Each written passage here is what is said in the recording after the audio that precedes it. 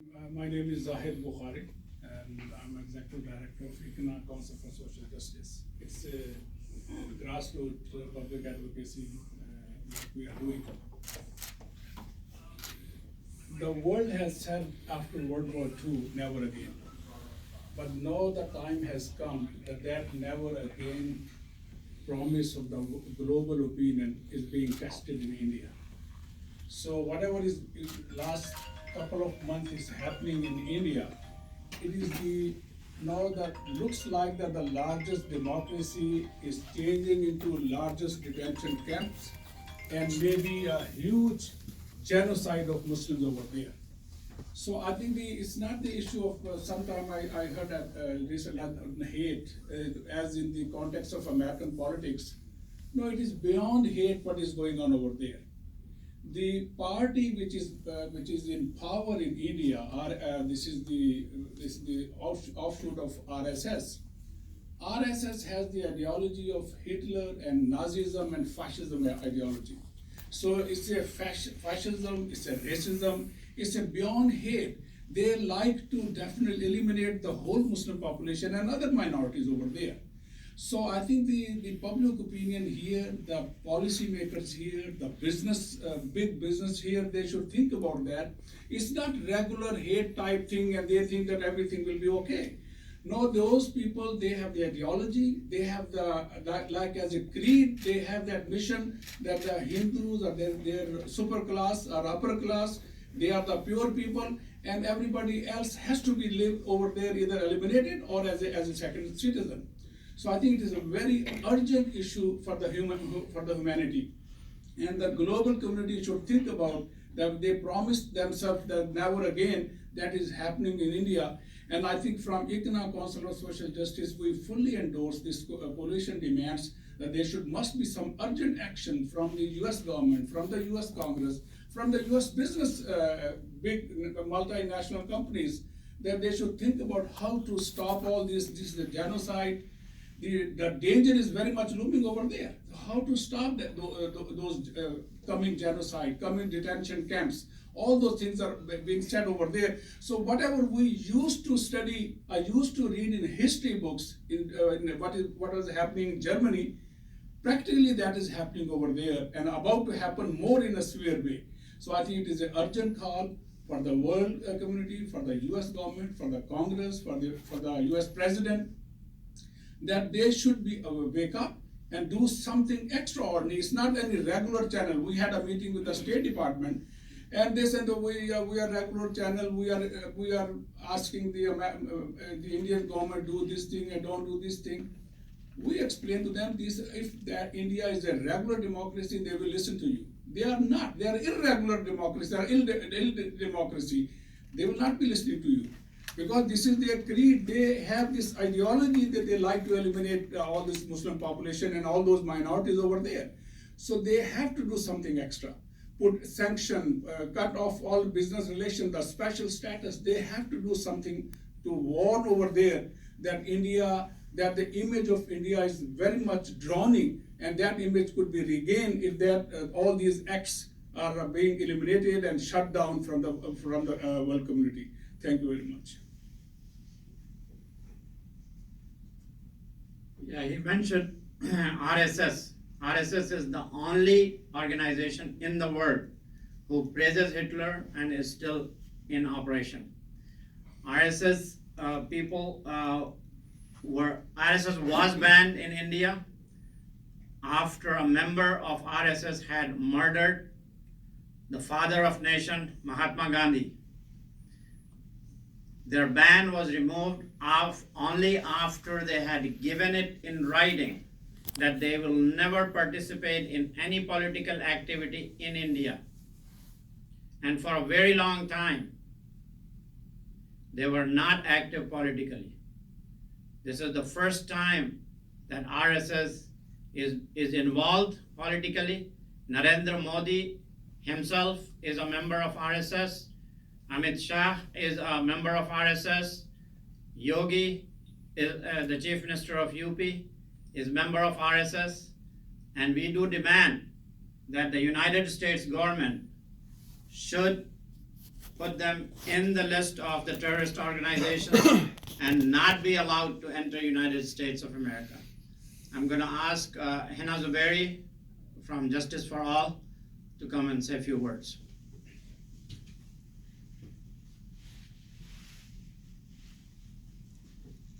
Assalamu alaikum, bismillah.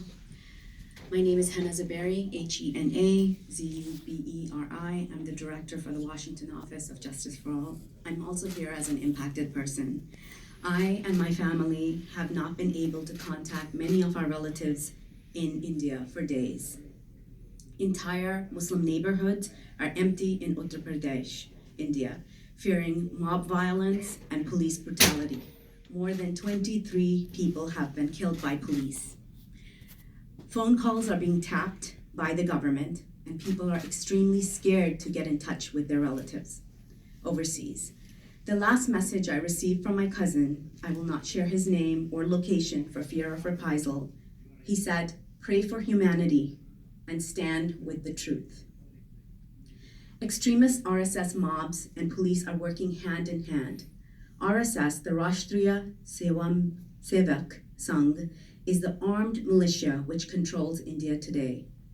This is the militia which killed Gandhi. Just last night, when an RSS mob wielding sticks and rods attacked students and professors at the Jawaharlal Nehru University, the police stood by instead of stripping the masked RSS members from attacking unarmed protesters and people at the most prestigious university in the capital city of India.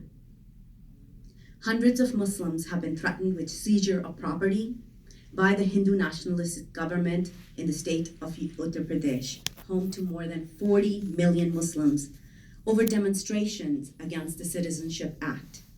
Arbitrary arrests of thousands of Muslims, torture, combined with unpayable fines, have left people in a state of palpable fear. The rise of fascism in India has affected people in all realms of daily life. Many individuals are worried, especially the underprivileged, that they will not be able to prove their citizenship under these new laws. People are frantically trying to get their paperwork in order. However, many do not have the access to documents that they will need to prove their citizenship, especially women. In many areas of India, women are recognized by the paperwork of the men in their households. So this is a terrible situation for many of the women in India. Having worked on getting, and might I remind you, a small spelling mistake can get you stripped of citizenship. We have seen this in Assam, where people are being denied citizenship based on small spelling mistakes made by government officials. And if we just take an 8.8% mistake on the Aadhaar card, which is the identity card in India, that would affect millions of people. Having worked on getting the Rohingya genocide internationally recognized, Justice for All fears for Indian Muslims. We know the early signs when we see them. RSS is a right-wing, nationalistic, paramilitary Hindu national organization. It was formed in 1925 and modeled after the Nazi movement in Germany. Ever since its inception, it has been involved in numerous acts of violence and vandalism targeting India's religious minorities, Muslims, Sikhs, and Christians. They were involved in the anti-Sikh pogroms in 1984, where more than 85,000 Sikhs were massacred all over India. Members of this group were involved. This group has also destroyed the historic Babri Masjid in 1992, and after the demolition of the mosque, thousands of Muslims were massacred all over India. Justice for All and its allies asked the US Secretary of State to designate RSS as a foreign terrorist organization and demand all fundings to RSS via its various fronts be stopped from the United States. We also asked the US and Senate Foreign Relations Committee to urgently visit India on a fact-finding mission, since the Indian media is not fully reporting the real situation. Until India allows such a fact-finding mission to visit until India allows the U.S. fact-finding mission to visit India, the United States should withhold any further trade negotiations with India. Thank you.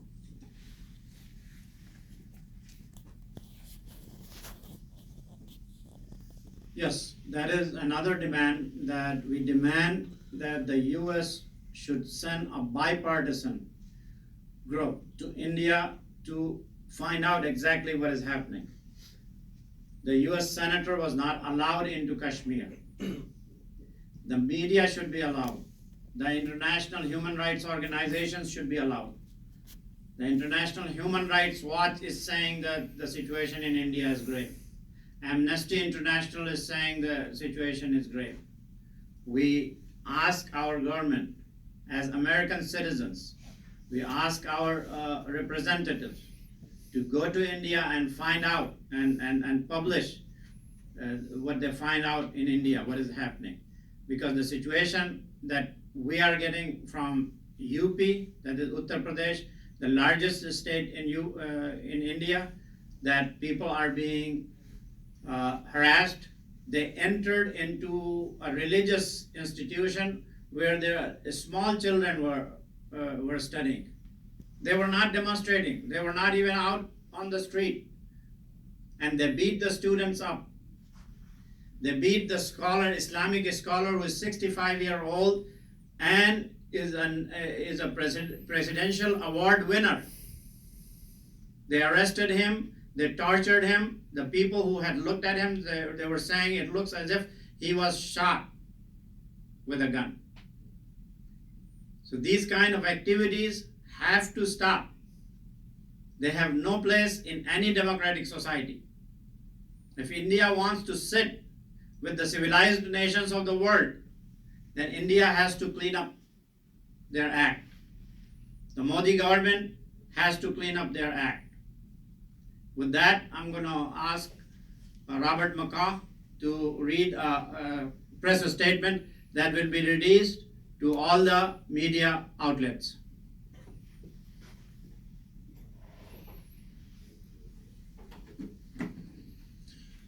Greetings and thank you. My name is Robert McCaw. I'm the National Government Affairs Director with the Council on American-Islamic Relations, and I'm about to read the press statement that we'll be formally issuing after this press conference, which calls on the United States President, Congress, and State Department to take certain formal actions against India. We are formally requesting that the Indian government revoke the CCA as it does violate India's international CAA, as it violates India's international obligations to prevent deprivation of citizenship based on race, religion, color, descent, national or ethnic origin, as found in the International Convention for Civil and Political Rights and other human rights treaties. We're also asking the United States to sanction India's Home Minister Amit Shah and Chief Minister of Uttar Pradesh, Yogi Adityanath, in light of their blatant violations of human rights as per the recommendations of the U.S. Commission on International Religious Freedom. The Commission previously has stated that should the CAA pass, which it has, the U.S. government should consider sanctions against the Home Minister and other principal leadership. We are also calling on the President to summon the Indian Ambassador and Foreign Minister of India to the U.S. to address these human rights violations taking place in India and remind them of their international obligations. Finally, we are asking the U.S. State Department to carry out an inquiry and issue a report into accounts of law enforcement-led violence against anti-CAA protesters and the more than 20 confirmed deaths of protesters. The U.S. should also be demanding that India comply with the United Nations basic principles of the use of force and firearms by law enforcement officials.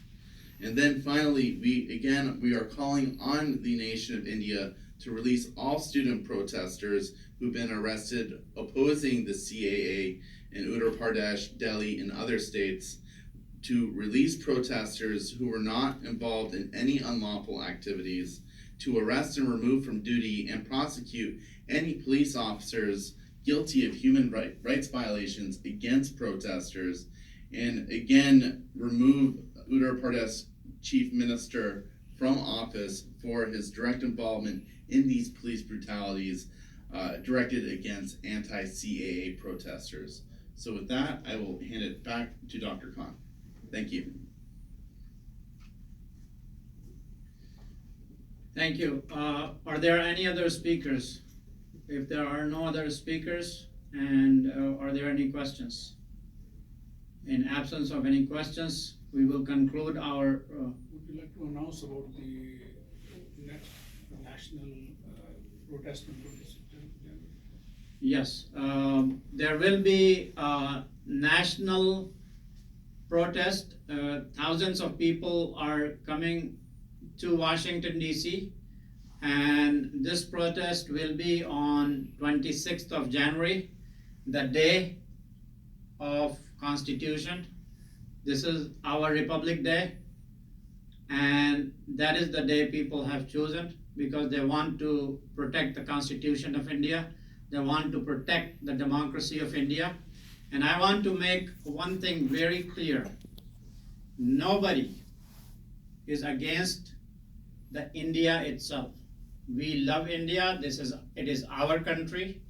It is handful of people who are trying to hijack our beautiful nation from its main course of secular democracy. They want to make it a country of one religion, and it is not just the Muslims who are opposing it. The Hindus, the Sikh, the Christians, they are all standing up with Muslims. Only 30% of people support the current administration. 70% of Indian population does not approve of this approach. And I'm sure that these people are there temporarily. Governments come and go. India has a long history of coexistence, and India will coexist after Modi administration is long gone. And that's what I am proud to say, that I'm an Indian of Indian origin. Right now I'm US citizen. But India has a beautiful history, and it has a long history of coexistence.